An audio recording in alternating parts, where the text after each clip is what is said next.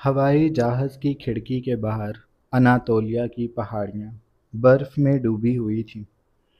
نیچے قہر میں لپٹا ہوا وہ خطہ تھا جہاں اس کے شوہر کی جڑیں تھیں۔ وہی قبیلہ، وہی روایت جس کا نام ایرم نے بچپن میں صرف کہانیوں میں سنا تھا۔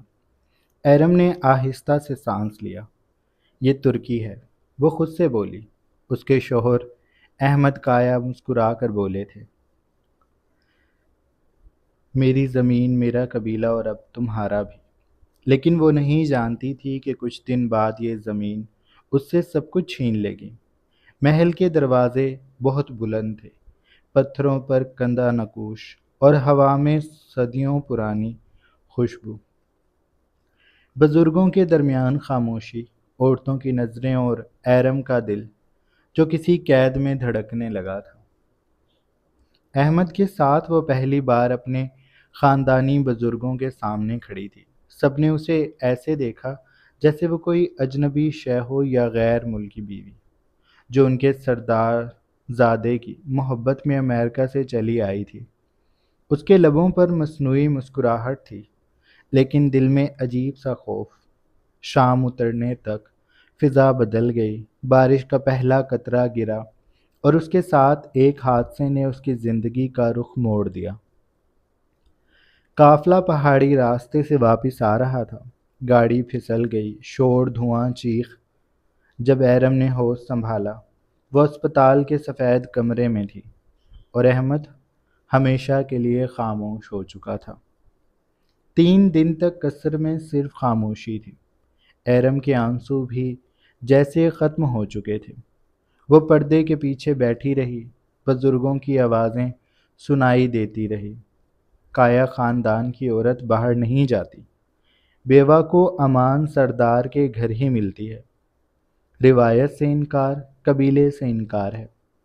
ایرم نے پہلی بار اپنے وجود کو کسی روایت کے طوق میں محسوس کیا۔ اس کے لیے یہ سب اجنبی تھا، مگر مخالفت کی طاقت نہیں تھی۔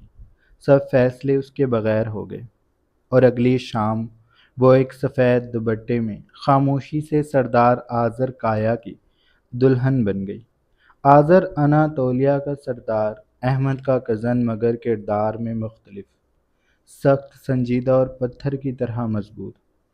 کہا جاتا تھا کہ وہ کبھی نہیں ہنستا اور کبھی نہیں جھکتا۔ نکاح کی تقریب چھوٹی مگر بوجھل تھی۔ کوئی موسیقی نہیں، کوئی مبارکباد نہیں، صرف بارش، اذان کی گونج اور وہ 2 خاموش انسان جو تقدیر کے فیصلے کے قیدی بن گئے۔ رات قصر پر اتر آئی۔ ایرم کے کمرے میں چراغوں کی مدھم روشنی تھی۔ شیشے کی کھڑکی کے باہر بارش بہہ رہی تھی۔ کمرے کے ایک کونے میں آذر کھڑا تھا، سیاہ لباس میں ملبوس۔ ایرم نے چپ چاپ دوپٹے کو مضبوطی سے تھام رکھا تھا۔ وہ محسوس کر سکتی تھی کہ فضا میں کسی انجانے طوفان کی آہٹ ہے۔ آذر آہستہ آہستہ قریب آیا۔ قدموں کی چاپ بارش کی تال میں ملتی گئی۔ وہ اس کے سامنے آ کر رک گیا۔ میں جانتا ہوں یہ سب تمہارے لیے اجنبی ہے۔ اس کی آواز بھاری تھی، مگر روایت نے ہمیں ایک بندھن میں باندھ دیا ہے۔ میں وعدہ کرتا ہوں تمہیں عزت دوں گا۔ ایرم نے پہلی بار نظریں اٹھائیں۔ اس کے چہرے پر دکھ کے ساتھ خوف بھی تھا۔ میں نے کچھ نہیں مانگا تھا۔ اس کی آواز لرز گئی۔ آذر کے لبوں پر ایک تلخ مسکراہٹ آئی۔ کبھی کبھی انسان کو وہی دیا جاتا ہے جس سے وہ بھاگنا چاہے۔ وہ ایرم کے قریب ہونے لگا کہ وہ اس کے بھاری پتھر جیسے وجود میں دبی سسکی۔ میں ابھی تیار نہیں ہوں۔ اس کے شوہر کو مرے ابھی دن ہی کتنے ہوئے تھے، اور اب وہ اس ترکی کے سردار سے تعلق کیسے بنا سکتی تھی؟ اس کا کھردرا پن اسے ڈرا رہا تھا۔ اس کا جوان وجود جب ایرم سے ٹکرایا تو وہ کانپ گئی۔ نہیں، ابھی نہیں۔ وہ روتے ہوئے پیچھے ہوئی تھی۔ آذر نے ایک جھٹکا دیا، یہ رسم ہے۔ لیکن ایرم کی مزاحمت بڑھتی گئی تو وہ بھی رک سا گیا تھا۔ اس نے ایرم کی بھیگی آنکھیں دیکھی تو اس کے دل میں ایک عجیب سا احساس جاگا تھا۔ وہ ایرم سے دور ہو گیا۔ ایرم کے اندر ایک عجیب سی لرزش دوڑ گئی۔ کمرے میں صرف بارش کی خوشبو باقی رہی۔ آذر اس کے پہلو میں لیٹ گیا تھا۔ اس نے آہستہ سے کہا، سو جاؤ۔ ان کے درمیان فاصلہ تھا، لیکن یہ فاصلہ دوری نہیں کہلا سکتا تھا۔ ایرم نے آنکھیں بند کی اور دل میں ایک احساس جاگا، جیسے اس رات کے بعد وہ کبھی وہ نہیں رہے گی جو وہ تھی۔ صبح اناتولیا کے پہاڑوں پر سورج نے جب جھانکا تو آسمان ابھی تک رات کی نمی سے بوجھل تھا۔ قصر آذر کی بلند دیواروں کے اندر وہ خاموشی تھی جو کسی طوفان کے بعد آتی ہے، گہری، بھاری اور غیر مرئی۔ ایرم نے آہستہ سے آنکھیں کھولی۔ کمرہ نیم تاریک تھا۔ کھڑکی کے پردے ہوا سے لرز رہے تھے۔ سامنے کے آئینے میں اس نے اپنا عکس دیکھا، وہی چہرہ مگر آنکھوں میں ایک نئی خاموشی۔ رات کی دھند ابھی بھی اس کے اندر کہیں باقی تھی۔ اس کے پہلو میں خالی تکیہ پڑا تھا۔ آذر جا چکا تھا۔ اس نے ہاتھ سے اپنے بال سمیٹے، اٹھ کر چادر اوڑھی۔ قدم آہستہ آہستہ فرش پر پڑنے لگے۔ وہ دروازے تک پہنچی تو دروازہ ذرا سا کھلا ہوا تھا۔ باہر صحن میں چند ملازم عورتیں جھکی جھکی صبح کی چائے کے لیے انتظامات کر رہی تھیں۔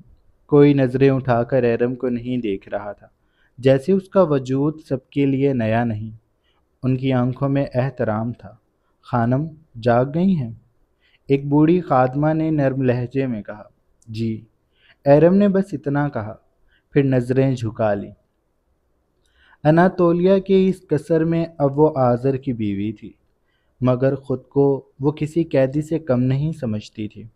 دیواریں اونچی تھیں، آنگن وسیع، مگر تنہائی اس سے بھی بڑی۔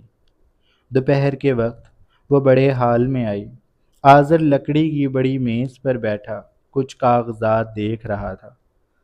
سفید قمیض کی آستینیں کوہنیوں تک موڑی ہوئی تھی۔ چہرہ سخت، نگاہیں سرد، گالوں پر گہری سیاہ شیو اور سرخ لب۔ اس کی شخصیت کمال کی تھی۔ آنکھوں میں اور وجود میں مقناطیسیت تھی۔ ایرم چند لمحے دروازے پر رک گئی، پھر آہستہ سے بولی، آپ نے ناشتہ نہیں کیا؟ آذر نے نظر اٹھائی، لمحہ بھر کے لیے کچھ کہا نہیں، پھر جیسے یاد آیا کہ یہ عورت اب اس کی بیوی ہے تو بولا، تمہیں بھی نہیں کرنا چاہیے تھا جب تک میں ساتھ نہ بیٹھوں۔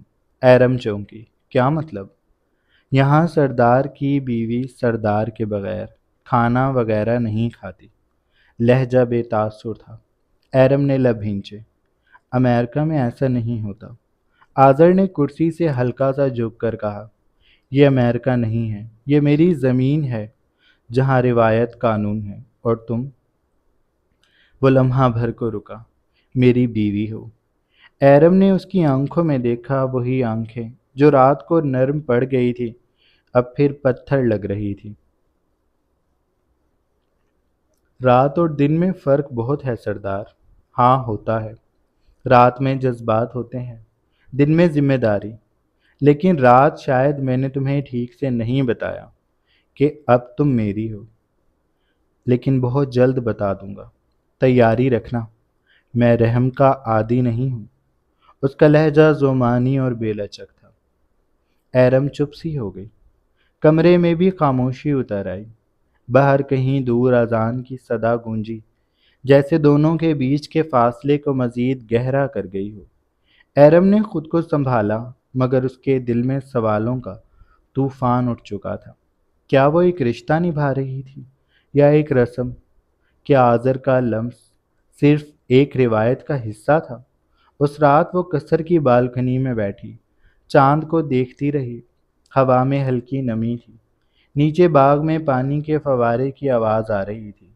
اچانک پیچھے قدموں کی چاپ سنائی دی۔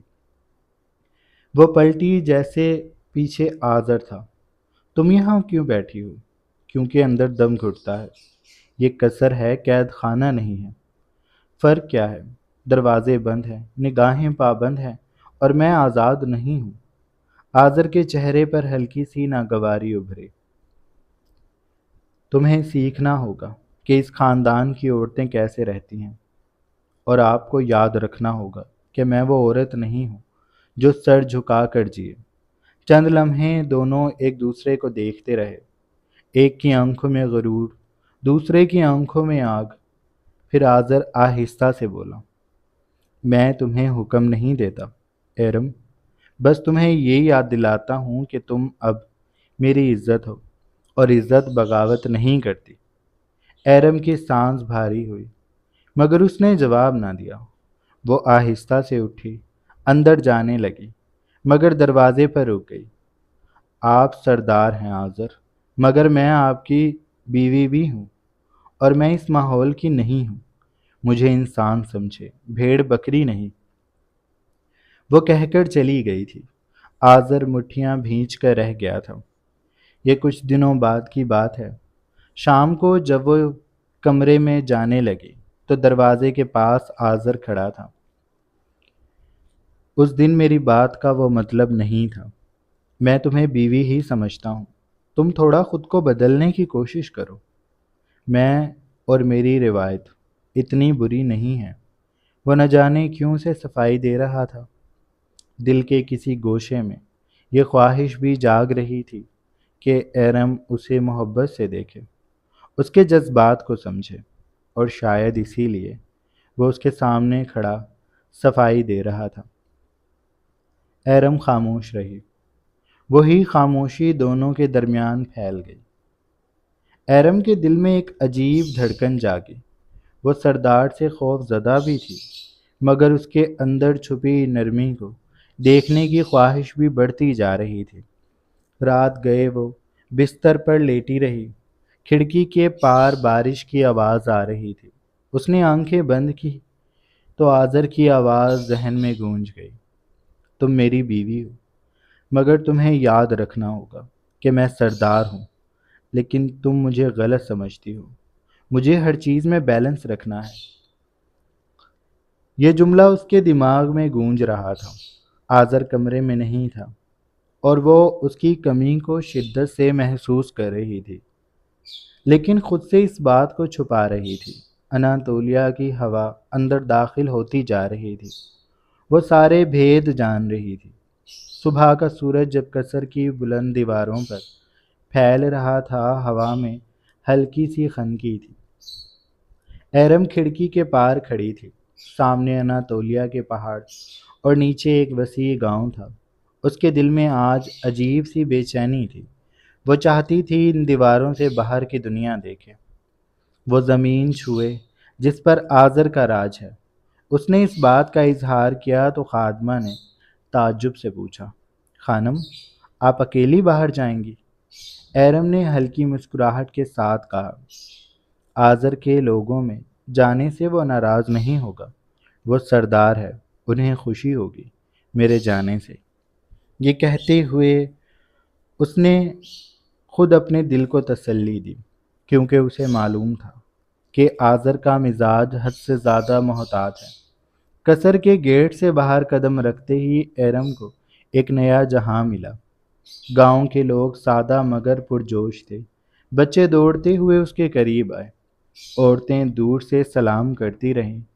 لوگوں کے لہجے میں آذر کے لیے عجب سا احترام تھا۔ سب اس کی تعریفیں کرتے تھک نہیں رہے تھے۔ ایرم نہ چاہتے ہوئے بھی سوچنے لگی، کیا یہ وہی شخص تھا جو قصر کے اندر پتھر بن کر رہتا ہے؟ کیا وہی مرد جو اس سے فاصلہ رکھتا ہے دوسروں کے دکھ میں اتنا نرم ہو سکتا ہے؟ وہ گاؤں کے کنارے پر رکی، جہاں ایک بوڑھی عورت نے اس کے ہاتھ میں پھول رکھ دیے۔ یہ آپ کے لیے بیگم صاحبہ، خدا جوڑی سلامت رکھے۔ ایرم نے پھول سینے سے لگا لیے تھے۔ اس لمحے اسے لگا جیسے اس کے دل کے اندر کوئی گرہ ڈھیلی ہو گئی ہے۔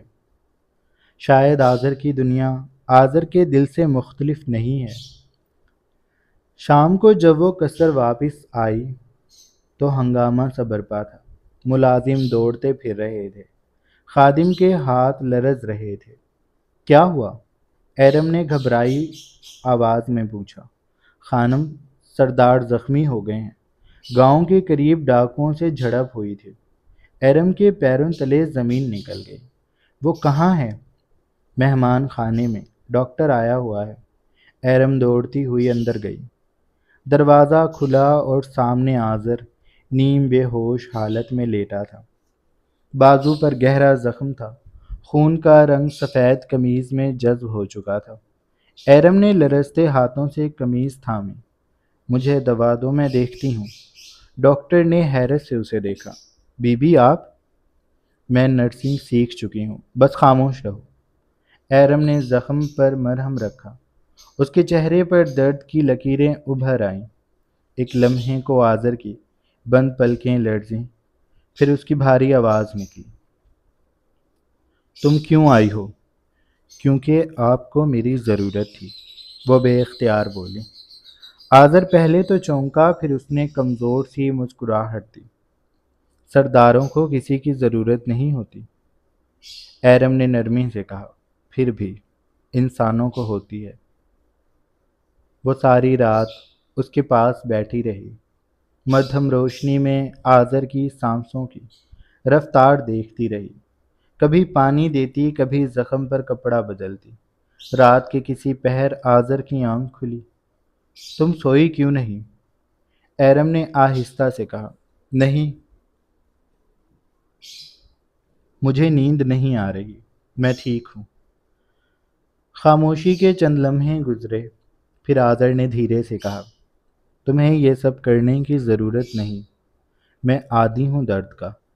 ایرم نے جواب دیا، شاید اسی لیے آپ دوسروں کے زخموں کو بھی اپنے کاندھوں پر اٹھا لیتے ہیں۔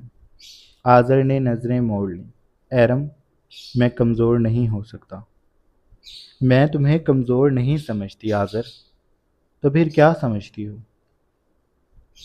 ایرم نے خاموشی سے پانی کا گلاس رکھا، پھر دھیرے سے بولی، شاید آپ وہ نہیں ہیں جو میں سمجھتی تھی۔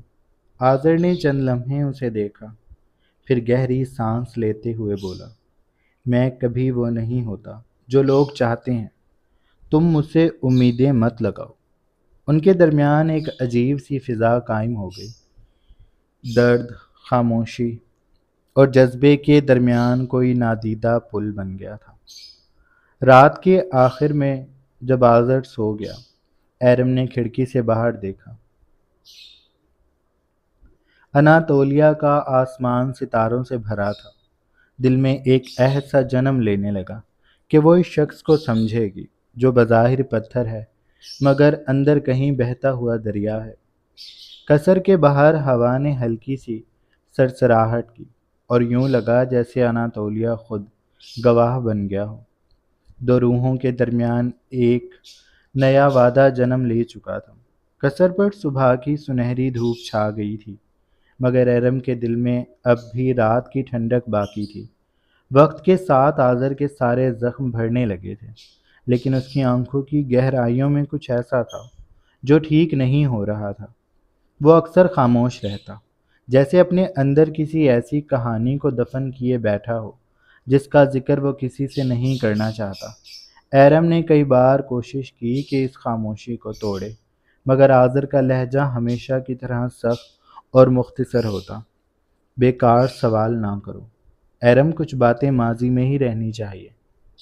لیکن عورت کا دل تجسس سے خالی نہیں ہوتا، خاص طور پر جب وہ دل آہستہ آہستہ کسی اور کے لیے دھڑکنے لگے۔ اس شام آذر قصر کے لان میں کھڑا تھا۔ آسمان پر بادل چھا رہے تھے، ہوا میں نمی تھی۔ ایرم نے اس کے قریب جا کر کہا، تم ہمیشہ طوفان کے وقت اکیلے کیوں کھڑے ہوتے ہو؟ آذر نے نظریں آسمان سے نہیں ہٹائیں۔ کیونکہ طوفان یاد دلاتے ہیں کہ انسان کا غرور کتنا کمزور ہے۔ اور تمہارا غرور؟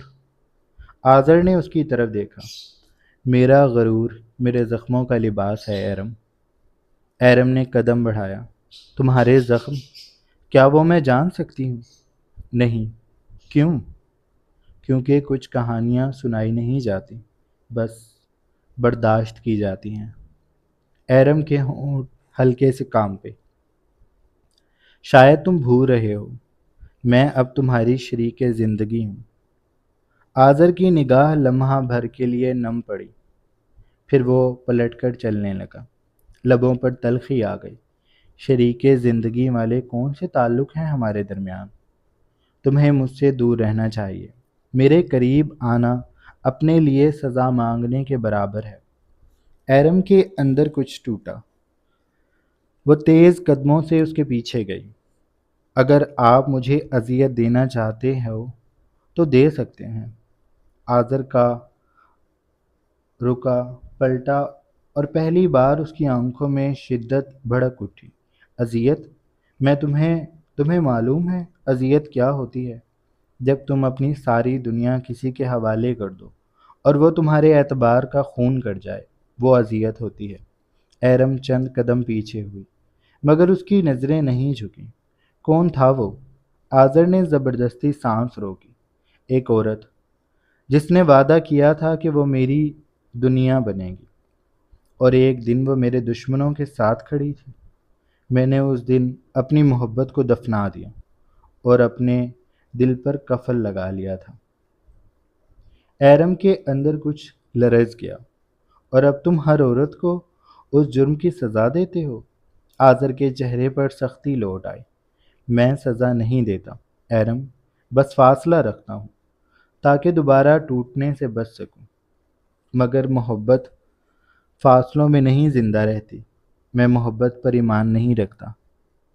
ہوا رک گئی، روشنی مدھم ہوئی، اور دونوں کے درمیان ایک خاموش گھٹن گونج اٹھی۔ ایرم، وہ کچھ دیر بعد بولا۔ اس کی آواز بھاری تھی، ٹوٹی ہوئی سی۔ تم کیوں میرے دل کے قریب آنا چاہتی ہو جب میں خود اس سے دور بھاگ رہا ہوں؟ کیونکہ میں نے آپ کے اندر درد دیکھا ہے جو آپ چھپاتے ہو۔ میں چاہتی ہوں کہ آپ وہ بوجھ اکیلے نہ اٹھاؤ۔ میں آپ کی بیوی ہوں۔ آذر نے ایک قدم آگے بڑھایا فاصلے مٹانے کے لیے، مگر پھر رک گیا۔ میں تمہیں اپنے قریب لاؤں گا تو تم بھی اسی آگ میں جل جاؤ گی جس میں جل رہا ہوں۔ شاید جلنے سے پہلے کچھ محسوس بھی ہو جائے آذر۔ وہ اب شاید ضد بنا چکی تھی کہ آذر کے دل میں اپنی جگہ بنائے گی۔ یہ جملہ ہوا میں جیسے چمک اٹھا۔ دونوں کے درمیان فاصلہ ایک لمحے میں ختم ہو گیا۔ ایرم کی آنکھوں میں نمی تھی، آذر کی آنکھوں میں تلاطم۔ وہ ایک دوسرے کے اتنے قریب آ گئے کہ سانسیں ایک دوسرے میں تحلیل ہونے لگیں۔ کوئی لفظ نہیں بولا گیا، مگر فضا میں ایک ایسا اعتراف موجود تھا جو زبان سے ادا نہیں ہو سکتا تھا۔ ایرم نے آہستہ سے کہا، میں آپ کو بدلنا نہیں چاہتی، میں صرف سمجھنا چاہتی ہوں۔ آذر کے اعصاب بوجھل ہونے لگے۔ اس نے ہاتھ بڑھا کر ایرم کو قریب کیا، اپنی باہوں میں قید کیا۔ اور میں تمہیں روک نہیں سکتا، لیکن یاد رکھو، میں محبت نہیں کرتا ایرم، میں محبت سے ڈرتا ہوں۔ ایرم کے ماتھے پر لب رکھتا وہ آنکھیں مونجھ چکا تھا۔ ایرم کا سانس اٹکا تھا، لیکن وہ اس سے دور نہیں ہو پا رہی تھی۔ لیکن آذر ایک جھٹکے سے اس سے دور ہوا اور تیزی سے آگے بڑھ گیا۔ رات کو قصر کی چھت پر وہ اکیلا کھڑا تھا۔ ہوا میں اس کے لہجے کی باز گشت گونجی۔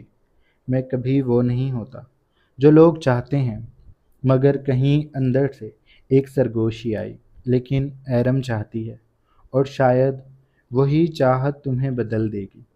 بارش کی ایک بوند اس کے ہاتھ پر گری، جیسے اناتولیہ کی زمین خود کو اس کے لیے دعا کر رہی ہو۔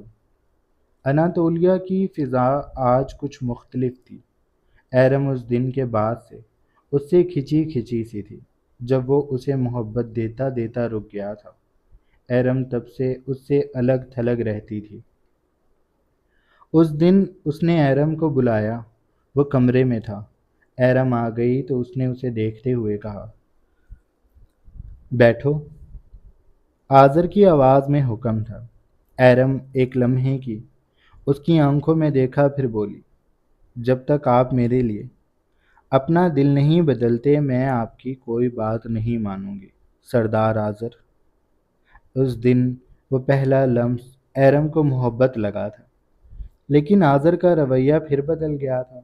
وہ ایسے اس کے ساتھ زندگی کیسے گزارے گی؟ اس نے اتنا کچھ کھویا تھا لیکن پھر بھی چپ تھی، اور آذر اس کا ہو کر بھی ہونا نہیں چاہتا تھا۔ آذر کا چہرہ لمحہ بھر کو سخت ہوا۔ تمہیں معلوم ہے تم کس لہجے میں مجھ سے بات کر رہی ہو؟ ہاں، آپ سردار ہیں۔ ایرم نے اس کی بات کاٹ دی۔ لیکن آپ میرے شوہر بھی ہیں۔ آپ نے نکاح کے وقت مجھ سے وعدہ کیا تھا کہ میری عزت کریں گے۔ کیا وہ وعدہ صرف ایک جھوٹ تھا؟ آذر کی سانسیں بھاری ہو گئیں۔ اس کے چہرے پر پہلی بار شرمندگی کی لہر اتری، لیکن اس نے خود کو قابو کیا۔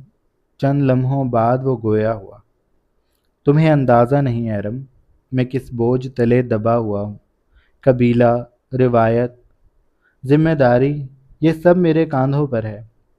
ایرم نے آہستہ سے کہا، اور آپ بھول گئے کہ آپ کے دل پر بھی کسی کا حق ہے۔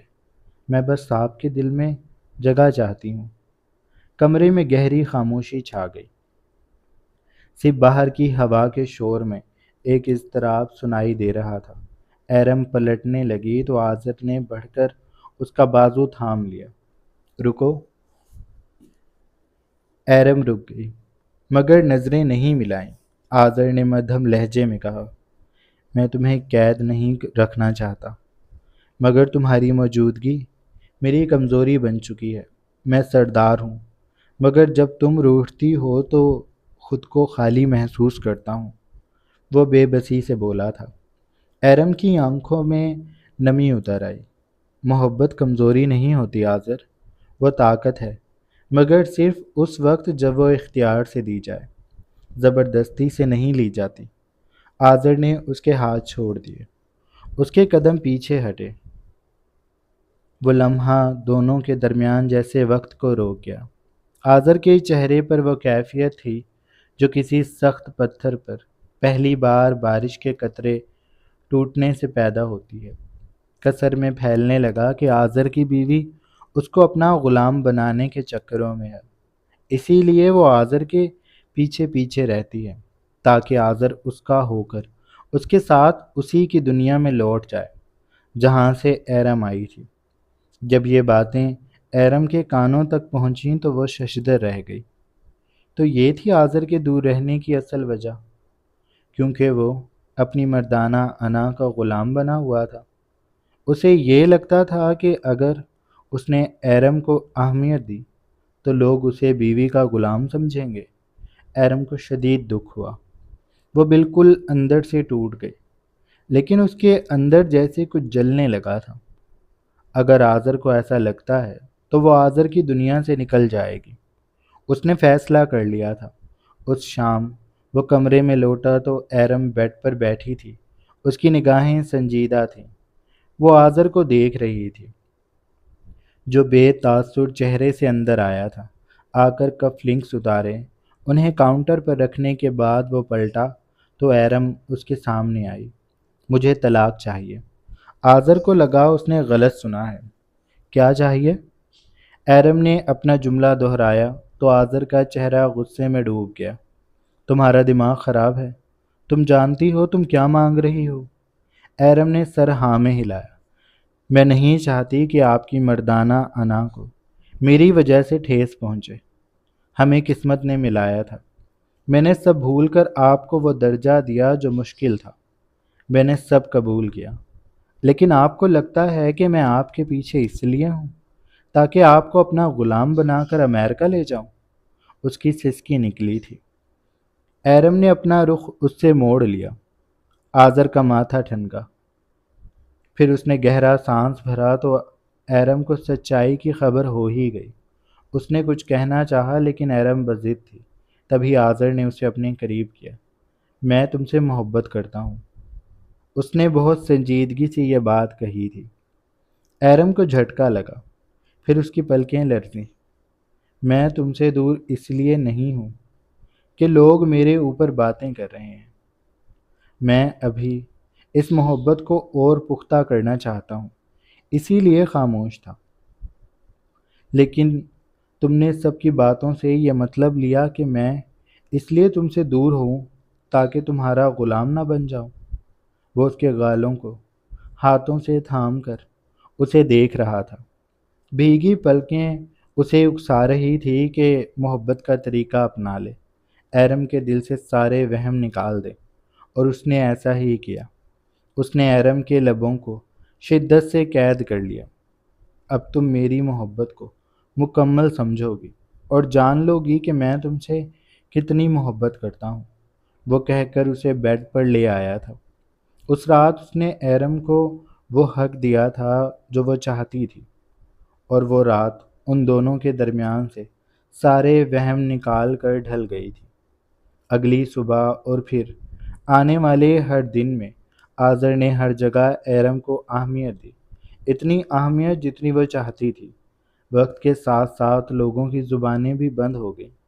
حویلی کا ہر مکین جان گیا تھا ایرم آذر سے محبت کرتی ہے، اس کی محبت بے لوث اور مطلب سے پاک ہے۔ سب اپنی سوچ پر شرمندہ تھے، بس ایرم خوش تھی جسے اس کے شوہر کی محبت مل گئی تھی، جسے اس نے اپنا سب کچھ مان لیا تھا۔ ختم شد۔